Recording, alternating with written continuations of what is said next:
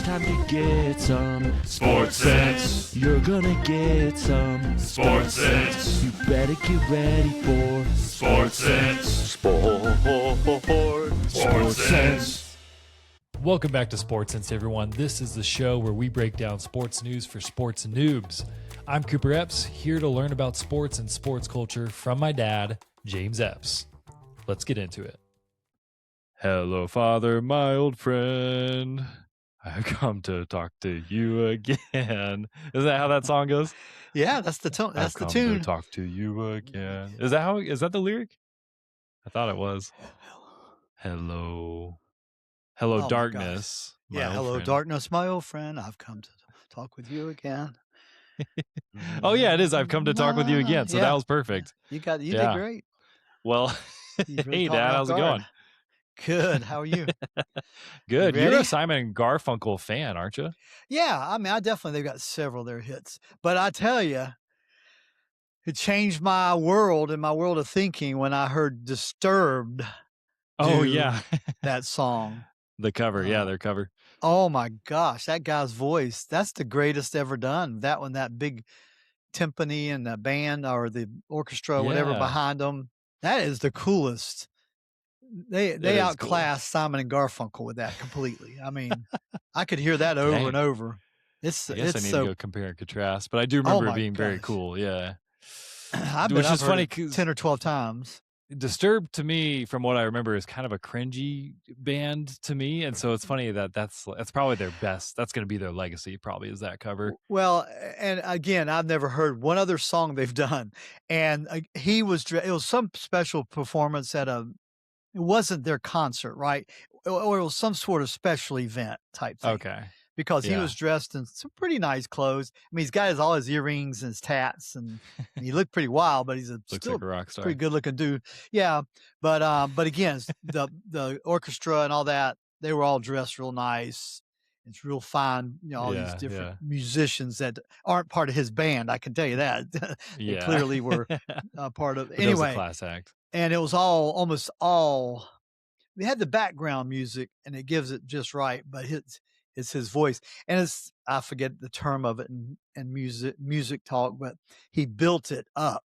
I mean, the way he built, he started. The crescendo was, man, his voice just the vibration, the depth, how deep it was. I don't know. It was just crazy. It's not like anything else. I didn't expect you. I mean, I guess I knew you liked that song, but wow. Oh, I love that. I mean, he could be like, I don't know, maybe he's an opera singer. I mean, he could do more than probably whatever punk rock grunge he does. I don't know, but you hear him sing that, he could be classically trained, or he probably is.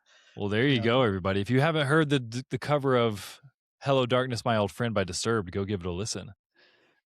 What's the name? It is good. The name is Silence, right? Is that the song name? Silence? Yeah. Let's look it up. Maybe it is. Quick. Yeah, you probably. No, that's fine. People anyway, can Google you can find it. It's worth it. It's worth it. Go listen to it. It is worth it. It'll move you.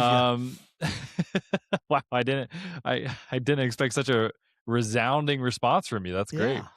For some reason, when I was coming over to my computer to get ready for this recording, that was in my head. I just had that thought. Hello, Father, my old friend. That's fun. So welcome back. Better than Darkness. I mean, I like it. Better than Darkness. Better than Hello, Dark Father. Darkness Father. Yeah, Dark Father. You're a good father, and I am grateful to have you. You've taught me a lot about sports, and we're going to continue that tonight because I do have a couple things I read about and I'm ready to talk about, but you've got the biggest news bit ready for us. So to tease you guys a little bit of what's ahead tonight, this week, we are talking about a crazy new marathon record that you might have heard about. Huge news. Then we're going to go into the NHL playoffs, just a little update. And then finally, we're going to wrap it up with the NFL draft. Okay, this is one of the moments that NFL, even though football is not currently going on, they still are finding a way to dominate the news by all these dramatic acquisitions. I don't know if that's what you call them. Acquisitions of players? They And do that too. That was before and after, but this is just a pure draft from just the picking from the picking players. the difference is this is from the college teams. That's what this is, a draft of college players. Oh, what? So that's Okay. all it is. 3 days of college players. Gotcha. So it's not making trades with other teams. It's not anything like that, or picking up players from the waiver wire or anything. Yeah. Just recruiting the college boys. Which we'll talk about that aspect. Yeah. Cool. Okay. Well, yeah, so that's what we got on the docket this week. So let's just dive in. Okay. I looked through the DMs. You guys sent some great stuff to me the past few days, but I'm just going to throw some of that on the Instagram story tonight. Because we've only got so much time, and these are couple pretty big stories we want to cover tonight. But usually, DM us or text us if you've got something you want us to cover here on the podcast. That's especially a current event kind of thing that you think we should talk about. Okay, which I feel like I need to apologize to my nephew, CJ, who's been a guest before. Apparently, he feels like we're not talking enough baseball. So, CJ, I do apologize, but there's just so much going on, my friend. So we might have to do a special episode with you soon where we only talk what you want to talk about with baseball. We'll get to it, CJ. However, I got to tell you this, because this is not going to make national news. But at the Youngsville Rec Park last night, where your brother and your brother-in-law and your dad coach, CJ and Paxton, we've been undefeated up to this point. We're 3-0. We played a team that we really should have smoked. But going into the last inning, we were down 9-6. Ooh. Your nephew got up and hit a little blooper. He'd done a lot of good. He called a great game, but Paxton, so the second baseman called it, and he was out. He just didn't quite get a hold of it. So we had one out and down 3 runs, and weren't sure how it was going to go. Long story short, we had rallied the troops right before before we all broke out and said, okay, we can do this. We're the home team, right? So we score 3, we tie it, score 4, we win. Anyway, did a big cheer for the Royals. I said, we could do this. We've done it before already this year. Sure enough, we pieced together an inning where we had 2 outs, and we had gotten 1 or 2 runs in at that point. So we narrowed the gap. And then we had a couple of hits, several stolen bases, but a couple of timely hits, especially one of our smallest guys got up there with 2 outs. CJ was on second, another player was on third, and we were down 1. So I thought we were going to finally get our comeuppance and come up short, because we kind of thought we had this game won before we started, kind of. You went in a little cocky, huh? Yeah, I didn't, but Chris, he built the roster, the positions, so we could have kids moving all over, and then we got way behind before we knew it. Anyway, so this little kid gets up and smacks a nice single right up through second base, and our 2 guys score. We win the game. It's a walk-off hit. Wow. Kids are going crazy. So we're now 4-0. And Congrats. I think of the 4 games, we've come back and won 3 of them in the last inning. So we have our own version of cardiac baseball. But anyway, that's it. That's it's not going to make national news, and I don't think you'll see it anywhere, those listening, but it was a lot of fun. Yeah, that's a good story. And you told me some great stories from these Little League games. We almost need to do a Little League podcast. I mean, there's some fun stories out there. What's fun is, I think I'm really enjoying this year more than ever, because the kids are getting older, right? There's 10 years old and kid pitch. And, they're old enough now. We do a lot. We do a lot, from stealing to throwing them out at second on steals. There's just a lot more you can do, and the kids are all hyped up, and we have a variety of talent on our team for sure. And you hope, you're trying to help the ones who don't play much or don't have much skill set to get better and accomplish something fun or great. So that's always fun to celebrate. But no, it's crazy. You ought to hear it. In fact, it gets shown. They've got this nice app on Game Changer. They put, Ashton or Lillian puts it up every week, every game, and it's on. In fact, they got a highlight you have to show. I'll send it to you from Chris, of CJ throwing his arms up. Is the app called Game Changer? Game Changer. Yeah. Okay. So you got, that's where we do all our schedules and all that. But anyway, somehow through that app, they show the game. So they put the phone up there behind. Yeah, you can see the game. Cool. So live stream. We get live stream from grandkids. For grandparents, people who aren't nearby, they can watch it. Cool. But anyway, you ought to hear it. It's crazy. It's so loud, people go crazy, and it's most time great sportsmanship. And last night the team was really great. They were nice. I felt some ways I felt a little bit bad because I don't think they won yet this year, and they had us. Oh I mean, man. they had us. Oh. They had us dead to rights, and then two of the kids were all but crying going through the line. That shows you Oh, classic. About 3 of the kids were giggling and laughing, and they didn't care, right, on their team. yeah. But you could tell the ones that are competitive, and it hurt so bad, and I almost just felt bad. But anyway, Yeah. all right, that's it. That's our update from our little Yeah, league well, world. I've said this before. We'll have to talk about it some other time. But that is the thing that's tough about sports. Maybe I'm just cursed with too much empathy, daggone it. Because even watching like the Hurricanes, which we'll talk about, but they swept their opponent in the NHL playoffs last week. And I'm a diehard Hurricanes fan, and I still was watching that other team lose for the 4th time in a row, walk out with their tails between their legs, and I felt bad for the stinkers. I don't know You why. do have too much empathy, yeah. But I don't know. No, I I'm want just everybody kidding. to have fun, and so that's a sad thought for me, but I get it. Don't let the professional sports, don't think like that. Yes, the kids, yes. All the way up through even high school, yes. But even our college, they're paid. Now, I wouldn't worry too much about the older, especially NHL hockey players. Don't you worry about them. All right, let's go. I'm sorry to all right. distract you. No, honestly, I love the Little League talk. It's so fun. Okay, but yeah, let's get into the professional stuff for the rest of our episode. So, the first thing, we got to do a little sports speak.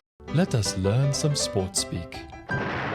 All right, so this isn't a crazy term. I think many people have heard it. The term for this week is sub 2-hour marathon. And the term itself is the definition, right? Just running a marathon in under 2 hours. I just wanted to give a little background on it to set the stage for what happened so historically this past weekend at the London Marathon. By the way, I don't think most people are familiar with this unless they run marathons or run races. Very few people are aware. I think you're really bringing something to light here. Well, let's say just to paint a quick picture, a marathon, most people know 26.2 miles. So to run it in under 2 hours would require about a 4.5 minute mile pace for 26 consecutive miles. So that's crazy because the 4-minute mile itself is a human feat of accomplishment. Right. Breaking it, right. For the runners who break that, it's absolutely insane and superhuman. And so to maintain a 4.5 minute mile for that long is absolutely unfathomable for the normal mortal mind. So, Dad, tell me, because I have a quote I'm going to share here. So you were born in 1965. This quote is you were born in 1960. Yep. This quote's from 1965 that I'll share with you. But I'm just curious, what has your perspective been on the 2-hour marathon in your life? Is it something that has seemed possible? You've always dreamed of it happening, or what? I really didn't think it was going to be. I didn't know when it was going to be broken. I figured it might one day, but I still thought. I mean, in the last 2 or 3 years, I thought it might. But the as they say, the run on the 2 minutes has been so incremental, so small in the last few years. They've just been chipping away. A second here or 2 seconds here was a big deal, right? Yeah. And so I kept thinking, oh my gosh, I don't know. They're getting close. I can't believe how close they were getting. So I still thought it was a ways away, to tell you the truth. And what happened is extra mind blowing to me. I'm still trying to figure out if there's a major wind tunnel effect. I don't know. But it blew my mind on what happened. So yeah, again, Grandpa Epps ran a lot of marathons. I've run 3, and I say I run, walk, slog, crawled. It was. We aren't going to talk about my times, but I did complete. You did well. 3, a very hilly, tough marathon up in Richmond. You did it, so you know what it's like.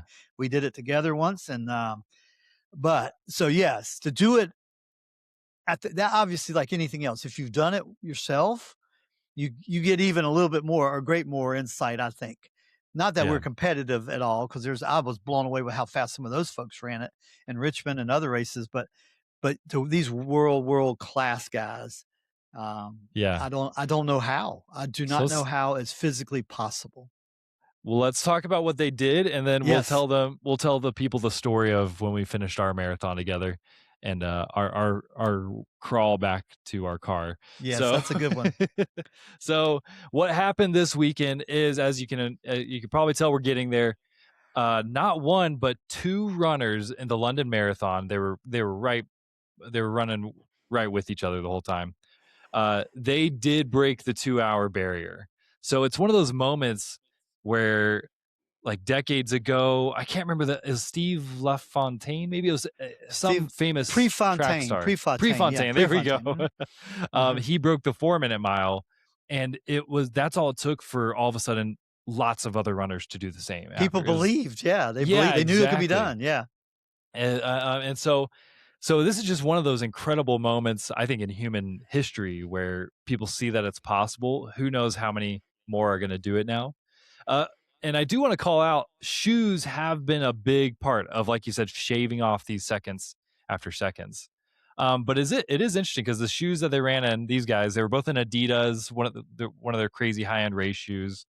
One of the rules for it to be legal for one of these official, one of these official records, basically, the shoes have to be commercially available to the general public. So so that's one of the rules. They have to be under a certain millimeter, I think 40 millimeter stack of foam underneath your foot. So there are regulations about it, but still, the shoes definitely have helped these runners be more efficient and be propelled a little bit more. That being said, the shoes have been good for a while, and this time these guys broke the 2 hour mark by like 30 seconds or so. Yes. It was well below. Let me paint a picture. Think about this. Yeah. Think about the second guy. Now, first of all, to break it by 31 seconds, again, that's just almost incomprehensible. Breaking it by 2 or 3 seconds, 4 seconds, maybe 5 would be pretty impressive. But how would you like to be this poor guy who came in second, who broke the 2-hour barrier by 19 seconds? I mean, that's huge. 19 seconds. If we were telling the story about the one guy that finally broke the 2 hour across the world, 19 seconds he broke this thing by. Instead, he's second place, right? Yep. The first place guy breaks it by 30 seconds, then beats this guy, and beating him by almost 10 seconds is it sounds really close, but in the race they had, he really in marathon speak. He really distanced himself at the end. He stretched it out, and 10 seconds is a long. His is the name, and that's the name that I'm seeing on all the articles is Sebastian Sawe, I think is how you say his name. And so, I do feel for the second place guy as well, because he really. They tell the whole story and they go, "Oh yeah, some other guy came in second and broke it too," but they don't know. They don't even know his name. Okay, let's bring this man to light. His name is I shouldn't try to pronounce it, but Yomif Kajelka, something like that. I never heard anybody say the name. I just saw it written. That's how bad that was. Yeah. So good job. Good job. But he's there, and here's one headline. I won't say his name again, but he broke the 2-hour marathon, but got second place. He's still happy. That's what one headline says.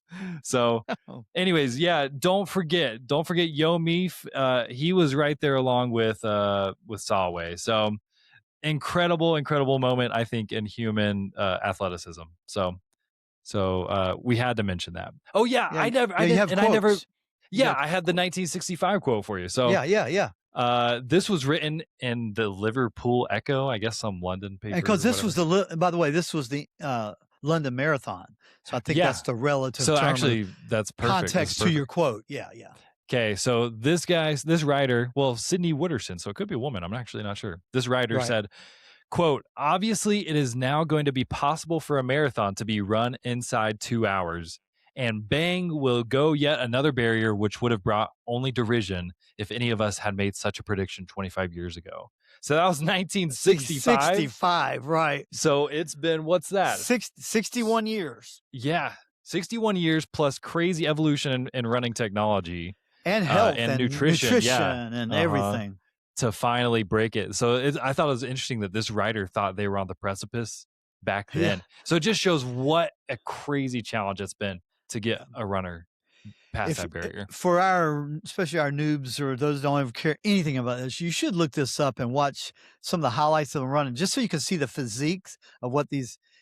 You'll see what the makeup is of these runners, and Lean machines. it does seem absolutely impossible that they run it in that 4.5 or 4:31, 43. I don't even know. I can't even figure that out. But anyway. Yeah. One other thing to mention about this is this quote came from, I think, New York Times. It said, "Long gone are the days of athletes sticking it out on the track and only racing marathons in their twilight years." So that's an important part, I think, of why this record was finally broken.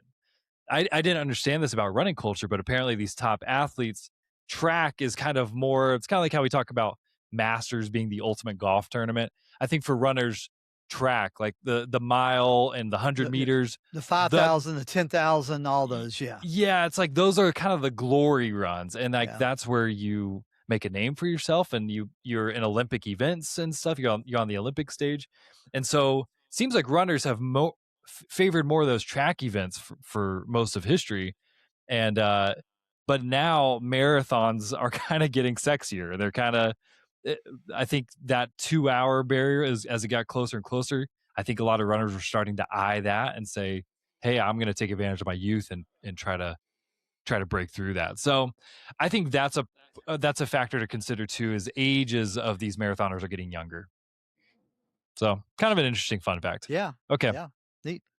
All right. Well, let's move into the NHL playoffs. So I've got my Hurricanes jersey on. I'm a proud fan right now because I got to tell everybody, I mean, of course, you guys encouraged me. You know, my friends played hockey, and I played a little hockey as a kid, and it's nostalgic for me that Carolina won the Stanley Cup in 2006 when I was a young middle school chubby boy, and so it is nostalgic. But there was a period of time they were bad for about a decade in the 2010s.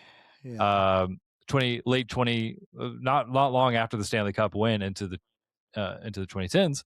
And so when I was in college, like young in college, 2016 or 17, I just all of a sudden was kind of like, I kind of want to see how they're doing. I haven't watched a game in a long time. I know they're bad, but they're the only team I still kind of care about in my heart. And so I bought at the time it was like an NHL TV subscription or whatever, and it let me watch most of their games for pretty cheap. And that was just a couple years before this amazing streak that they're now on of showing up in the Stanley Cup playoffs. Now I think 8 seasons in a row, 8 or 9, I can't remember.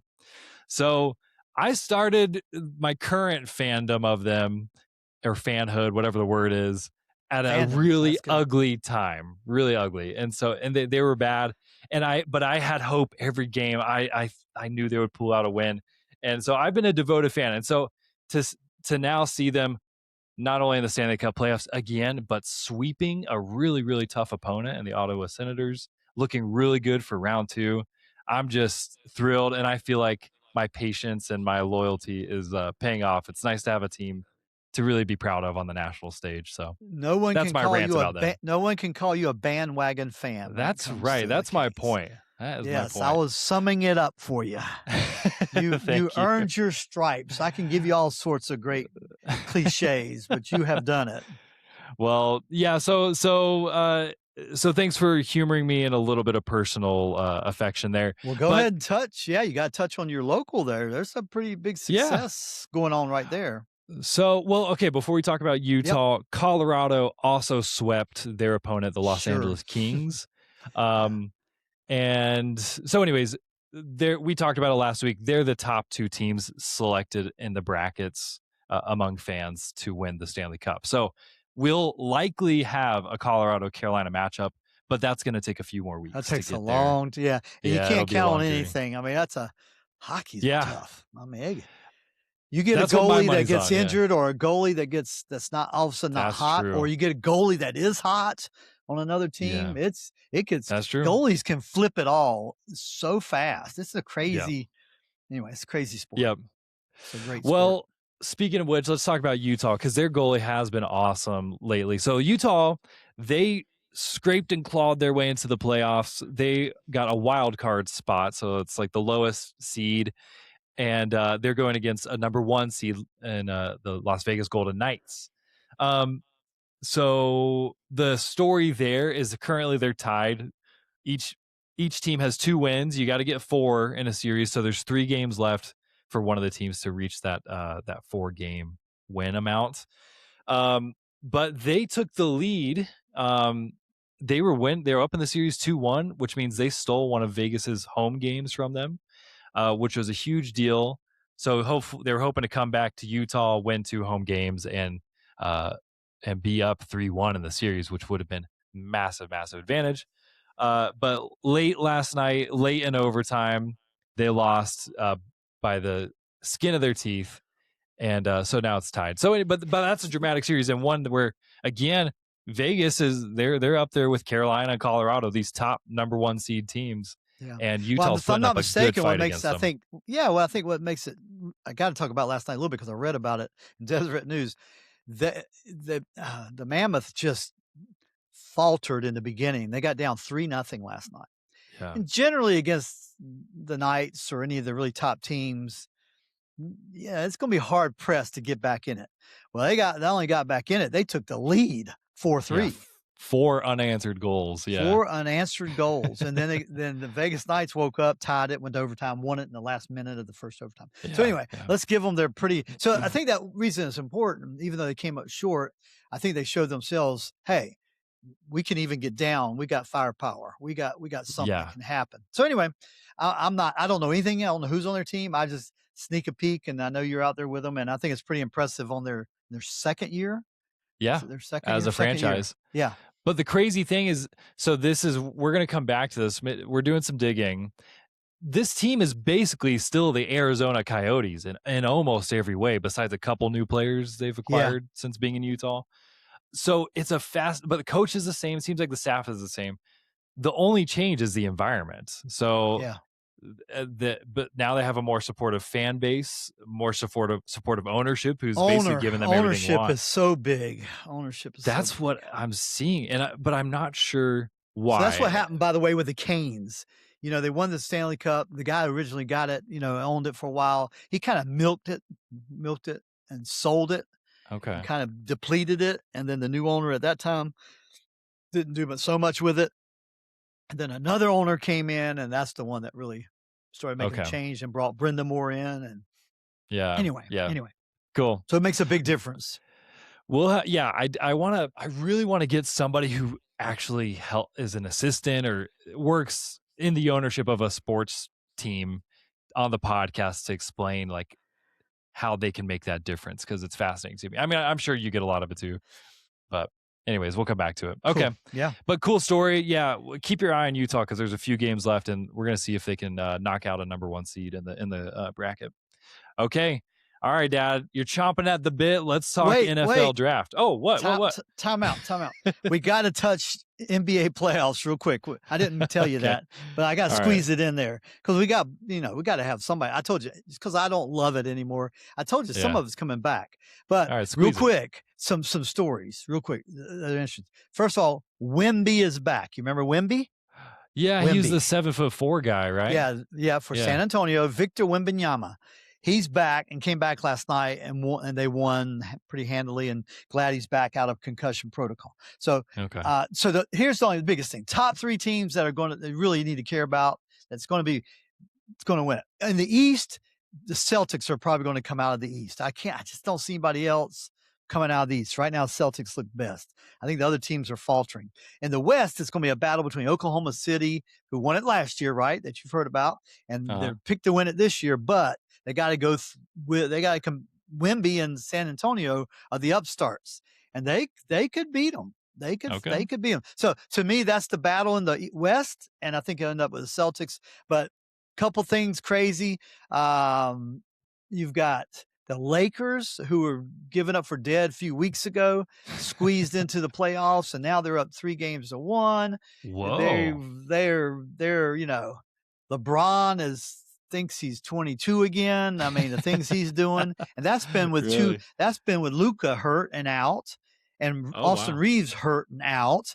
So they've done this with mostly LeBron and some supporting cast. So that's a crazy Okay. story to watch. I think it's pretty impressive. Has LeBron's son Bronny been playing? Bronny's been playing. Yes, they even had a play. They showed an alley-oop from LeBron to Bronny, and he did an underhand scoop.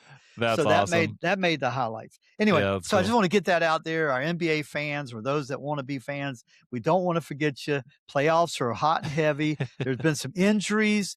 Poor Minnesota, their backcourt and Ant, they're injured bad. So they're going down in flames due to injuries. New York Knicks are just faltering, and that's been a real upsetting thing to people who love New York Knicks. Anyway, that's it. I just want to give you, we got to get a little snapshot of the playoffs. I don't want people to think I'm just that tone deaf to your brother, my brother-in-law, Terry. He loves watching NBA still. So that's for him. All right, man. All right. Well, yeah. Give us a little bit of NFL draft drama. I don't know hardly anything. Okay, so yeah. What's to know? I'm telling you a couple different stories to change because anybody can go look and see who drafted what. So I'm going to give you our view, right? To make it more interesting, maybe more fun, especially for those who just don't want to get into the real weeds of it. But it is important. Apparently you didn't know this, but it is important. The NFL draft they talk about is 3 days, 7 rounds. And I forgot who Mr. Irrelevant. The last one picked is number 257, I think this year, something like that. Anyway, close to there. It's fascinating. So this is only the collegiate draft. So they're drafting those that have been in college or who have never played pro, right? So and that's important because I'm getting ready to tell you about someone that was drafted. I won't tell you a story. I'm even going to read a couple of things about him. Oh, I think I might know. Maybe I did see this, but I'm going to let you. Thanks to Keaton who brought this to my attention. But I have 2 stories that are really, I think, fascinating. But first, let's give the summary. The summary from all the best say that Cleveland, remember what we just talked about, ownership of teams, right? Cleveland probably had the best draft. That's kind of the consensus. Okay. But the Cleveland Browns, right? Cleveland Browns, they probably had about the best one last year. However, they've got the worst ownership known to man ever, completely. What? No dispute. Next to Cincinnati. Oh my gosh. So poor Ohio teams got terrible ownership. Cincinnati's ownership is just cheap. They're just cheap. Cleveland's are just nuts. They did stupid stuff.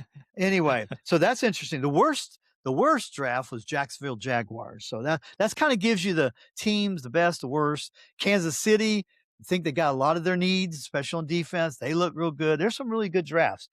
Okay. Remember, this is only a part of building a team each year. They do trades with other teams. They pick up those that have been released from other teams. Maybe they had injuries, whatever, and they've been put on what they call the waiver wire.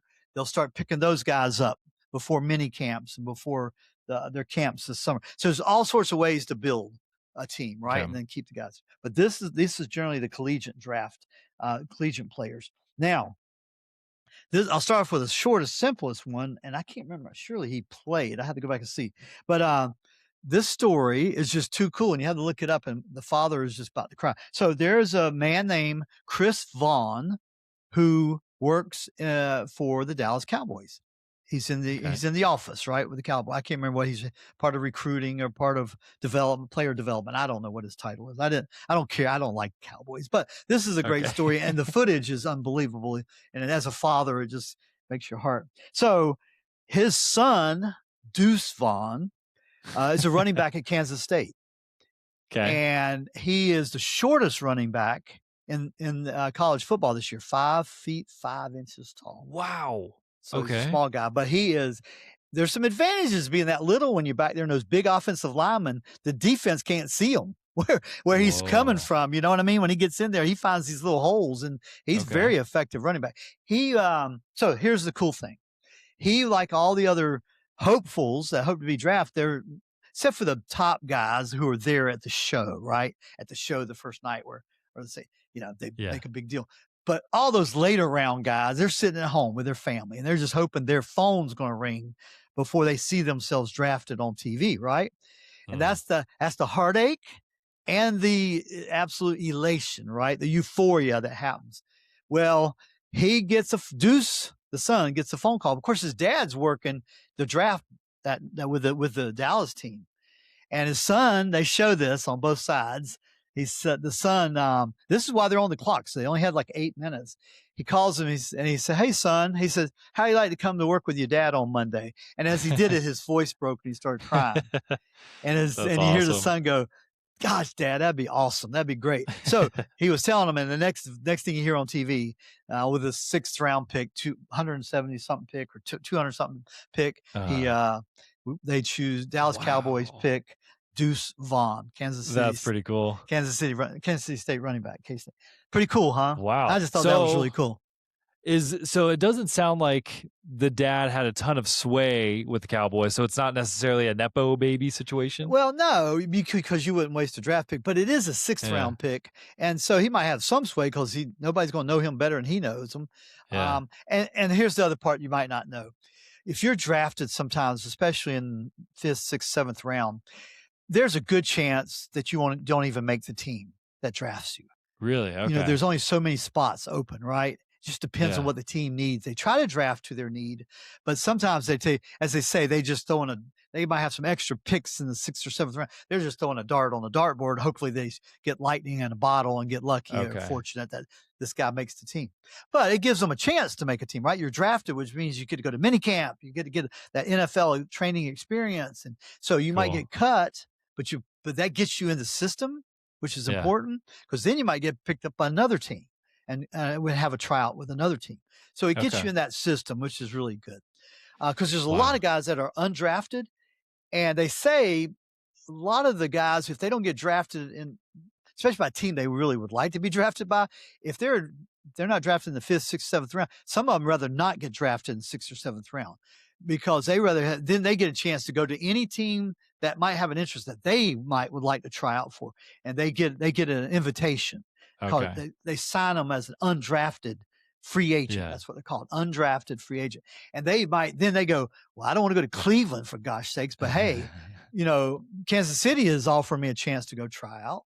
So that's cool. So anyway, there's pros and cons, but I thought, is that not a great human interest story? I mean, the father was very emotional, and all the employees around, they're all slapping, they're all so excited, and it makes for great family drama that I love. I mean, I just thought that was beautiful. That's sweet. I like that. All right, second, this is what Keaton brought to my attention. Maybe you probably heard about. So I said most times they're almost 99.9%. These are collegiate players. Well, the NFL has a program, and I forget the exact name, but it's basically NFL Africa. Okay. So they've spent some money and put some scouts and trainers, and I can't remember what kind of facilities, but nutritional facilities and things in Africa itself, trying to find players that they could develop. But they don't have football there, so nobody plays football. So it's just pure athleticism. So cool is that the Philadelphia Eagles. Now, a few years ago, a player was drafted just like this, but they drafted, and I got to tell you, this is so cool. His name is Uar Bernard. Yes, and they drafted that's the guy I him. saw. That's the guy, right? This is at the very end. They drafted him with a 251st pick. The guy is 6'4.5", 306 pounds. They're looking for a defensive speed line, but listen to this. He ran, where is it? He ran you know how they measure the 40-yard dash? He ran like a 4.63. Well, the fastest running backs are wide receivers are running 4.35, 4.34, or 4.4. Okay. And the fastest safeties and all maybe a 4.4, 4.5. He ran a 4.63 to be that big of a man. 306-pound man. Yeah. Oh my and gosh. Anyway, and he has all these other crazy measurables. So when they've been training and working with him, I guess a couple of years, but so he does all the drills and everything. And I guess he's just blowing the drills away. But again, he's never played football. He's from Nigeria, and it says, and they're as a defensive tackle. Let's see if I can read this enough. I just thought it was worth reading what they wrote. Bernard is he's 21 years old from a small village in Nigeria. And it's the NFL's International Player Pathway Program is what they call it, which has produced the Eagles offense. The Eagles have had success. That's what's interesting. They picked this guy, Eagles offensive tackle Jordan Mailata, who was from Australia. But I think he played rugby, so I think he had at least some idea. Okay. They picked him in the 7th round back in 2018, and he was an All-Pro Okay. last year, second round All-Pro. I wish you could see the picture. He looks so chiseled, man. He is a Yeah. beast. And then he says, we spent a lot of time with him before the draft. Just for us, it has become a passion project. And they basically said, we want to see him succeed. Anyway, pretty cool story. You never played football, and you got drafted in an NFL draft. That's so crazy. I did not know that was possible. Well, yeah, I mean, I wish you guys could see video because I did see a video on Instagram of this guy earlier, and just a machine of a man. It's crazy. If you look at him, okay, maybe bodybuilder or something, but no, he's so agile and fast and got great hands and big hands. And you just think of a defensive lineman, a little running back come through, he gets one of those paws on him. He's not letting go. Yeah. Not letting go. There's, anyway, if he can learn, if he can learn, I'm sure he's watched football. So if he can, learn to be in it and play it, well, he could be a force of nature. Even if they invest a few $100,000 over the next few years each year, it might be 2 or 3 years before you may see 4 years before you sees it. But if he works, he's only 21. Okay. That's young. He can do this. That's young. Okay. The last thing I've got, so it's really cool. Last thing I got to say about the draft, I heard this and I thought this was a good, one of the sports commentators I read, because I was telling you about bad teams like Cleveland, bad ownership. They can have these incredible drafts, but I appreciate how you said it. So for our listeners, I think it's a great way to picture it in your mind. You can take the best ingredients, and if you get a really poor chef, they can make a terrible meal. That's a good way to put it. Yeah. So, and then he also said, you take the greatest chef, you give him a day-old bagel and a thing of black licorice, and he'll make the best meal you've ever had. So his obvious references: ownership, coaching, front office, all that, training staff. It makes a big difference. Think of all the different companies that exist. So what you're looking at are 32 multi-billion-dollar companies. These aren't, we think of them as teams in sports, but so just like all companies, you got great leadership, great ownership, and then you got some that stink. That really stink. And so they can take the best ingredients and really make a flop of a meal. So I thought that was a good way. I thought it was a good analogy. Okay. And the way you think about it, that's kind of what you can think about the draft. Because sometimes you'll hear a team that every year they go, oh man, top 5 draft. Yeah. 2 years later, top 5 draft. But they still are at the bottom of the league. Well, okay, great. What are you doing with your kill? It's where great players go to die. I mean, what is your team? Man, so anyway, that's sad. Yeah, it's sad for the players who work so hard their whole life to get there, and they're there for 4 to 5 years, depending on the initial contract that they have to get as rookies. So yeah. Some of them have to grin and bear it. But anyway. I mean, you feel bad, but also they're getting paid probably pretty good. Yeah, and so, the top drafts too. Yep.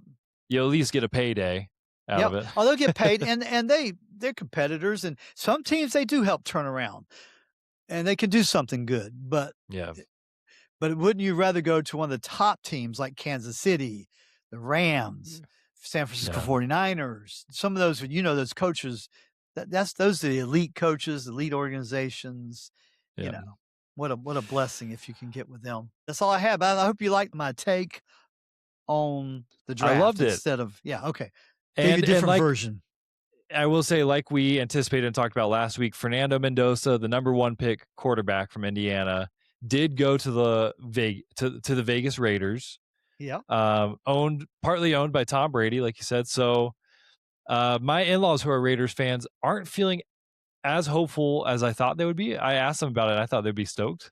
Well, and they are stoked, but also they're like, well, they don't think they're going to see much of a turnaround for a little while anyway.